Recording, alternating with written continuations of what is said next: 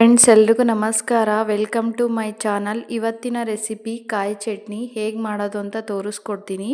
ಈ ಚಟ್ನಿ ನೀವು ತುಂಬ ಸುಲಭವಾಗಿ ಮಾಡ್ಬೋದು. ಅದೇ ರೀತಿ ಅನ್ನ ಚಪಾತಿ ಜೊತೆ ತುಂಬ ಚೆನ್ನಾಗಿರುತ್ತೆ.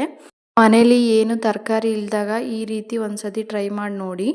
ಫಸ್ಟು ನಾನಿಲ್ಲಿ ಒಂದು ಬಾಣಲಿ ತಗೊಂಡು 2 ಟೇಬಲ್ ಸ್ಪೂನ್ ಆಯಿಲ್ ಹಾಕ್ಕೊಳ್ಳಿ. ಅದರಲ್ಲಿ ನಾನಿಲ್ಲಿ ಒಂದು ಕಾಯಿ ಫುಲ್ ತಗೊಂಡು ಅದನ್ನು ಚಿಕ್ಕದಾಗಿ ಹಚ್ಚಿಟ್ಕೊಂಡಿದ್ದೀನಿ.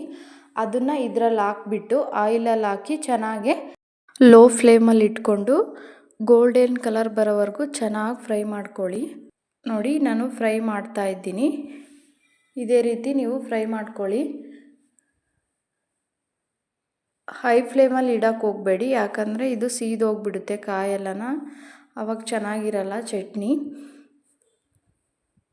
ನೋಡಿ ಈ ರೀತಿ ನೀಟಾಗಿ ಫ್ರೈ ಮಾಡಿಕೊಂಡು ಈ ಥರ ಗೋಲ್ಡನ್ ಕಲರ್ ಬಂದಮೇಲೆ ನಾವು ಒಂದು ಪ್ಲೇಟ್ ತಗೊಂಡು ಅದರಲ್ಲಿ ತೆಗೆದಿಟ್ಕೋಬೇಕು ಇದು ಹುರಿದಿರೋ ಕಾಯಿನ. ನೆಕ್ಸ್ಟು ನಾವು ಇದೇ ಬಾಣಲಿ ಇಟ್ಬಿಟ್ಟು ಅದರಲ್ಲಿ ಅದೇ ಆಯಿಲ್ ಇರುತ್ತಲ್ಲ, ಆಯಿಲಲ್ಲಿ 1-2 ಟೇಬಲ್ ಸ್ಪೂನ್ ಕಡಲೆಬೇಳೆ ಹಾಕಿ ಚೆನ್ನಾಗಿ ಮಿಕ್ಸ್ ಮಾಡಿಕೊಂಡು, ಮತ್ತು ನಾನಿಲ್ಲಿ ಒಂದು 10-12 ಒಣಮೆಣ್ಸಿಕಾಯಿ ಹಾಕ್ತಾಯಿದ್ದೀನಿ. ಅದನ್ನು ಕೂಡ ಚೆನ್ನಾಗಿ ಫ್ರೈ ಮಾಡ್ಕೋಬೇಕು. ಒಂದು ಬೆಳ್ಳುಳ್ಳಿನ ಸಿಪ್ಪೆ ಸುಲಿದು ಹಾಕ್ಕೊಳ್ತಾ ಇದ್ದೀನಿ. ಇದು ಜಾಸ್ತಿ ನೀವು ಸಿಪ್ಪೆ ಸುಲ್ಕೊಂಡ್ರೆ ಚೆನ್ನಾಗಿರಲ್ಲ, ಒಂದು ಲೇಯರ್ ಇರಬೇಕು, ಆ ಥರ ಹಾಕ್ಕೊಳ್ಳಿ. ಚೆನ್ನಾಗಿ ಹುರ್ಕೊಬಿಟ್ಟು ಅದು ಕೂಡ ನಾವು ಕಾಯಿ ತೆಗ್ದಿಟ್ಕೊಂಡಿದ್ವಲ್ಲ ಅದೇ ಪ್ಲೇಟಲ್ಲಿ ತೆಗ್ದಿಟ್ಕೊಂಡು, ಮತ್ತು ಒಂದು ಟೊಮೊಟೊನ ಹಾಕ್ಕೊಂಡು ಎಣ್ಣೆಲಿ ಚೆನ್ನಾಗಿ ಮೆತ್ತಗಾಗೋವರೆಗೂ ಫ್ರೈ ಮಾಡ್ಕೋಬೇಕಂದ್ರೆ ಈ ಥರ ಒಂದು ಪ್ಲೇಟ್ ಮುಚ್ಚಿ ಮೆತ್ತಗೆ ಚೆನ್ನಾಗಿ ಬೇಯುತ್ತೆ. ನೆಕ್ಸ್ಟ್ ನಾನಿಲ್ಲಿ ಟೊಮೊಟೊ ಫ್ರೈ ಮಾಡ್ಕೊಂಡಿದ್ಮೇಲೆ ಒಂದು ಮಿಕ್ಸಿ ಜಾರ್ ತಗೊಂಡು ಅದರಲ್ಲಿ ನಾನು ಫ್ರೈ ಮಾಡಿ ಎಲ್ಲ ಇಟ್ಕೊಂಡಿದ್ನಲ್ಲ ಕಾಯಿ, ಒಣಮೆಣ್ಸಿಕಾಯಿ, ಕಡಲೆಬೇಳೆ ಅದನ್ನೆಲ್ಲ ಹಾಕ್ಕೊಂಡು 2 ಟೇಬಲ್ ಸ್ಪೂನಷ್ಟು ಹುಣಸೆಹಣ್ಣು ರಸ ಹಾಕ್ಬಿಟ್ಟು ಮತ್ತು ರುಚಿಗೆ ತಕ್ಕಷ್ಟು ಉಪ್ಪು ಹಾಕಿ ಗ್ರೈಂಡ್ ಮಾಡ್ಕೋಬೇಕು ಫಸ್ಟು. ಅದಾಗಿದ್ಮೇಲೆ ನಾವು ಟೊಮೊಟೋಸ್ನ ಫ್ರೈ ಮಾಡಿ ಇಟ್ಕೊಂಡಿದ್ವಲ್ಲ ಆ ಟೊಮೆಟೋಸ್ ಕೂಡ ಸೇರಿಸ್ಕೊಂಡು ಅದನ್ನು ಕೂಡ ಒಂದು ಸತಿ ಗ್ರೈಂಡ್ ಮಾಡ್ಕೋಬೇಕು. ನೋಡಿ ಹಾಕ್ಕೊಂಡು ಗ್ರೈಂಡ್ ಮಾಡ್ಕೊಳ್ಳಿ. ನೆಕ್ಸ್ಟ್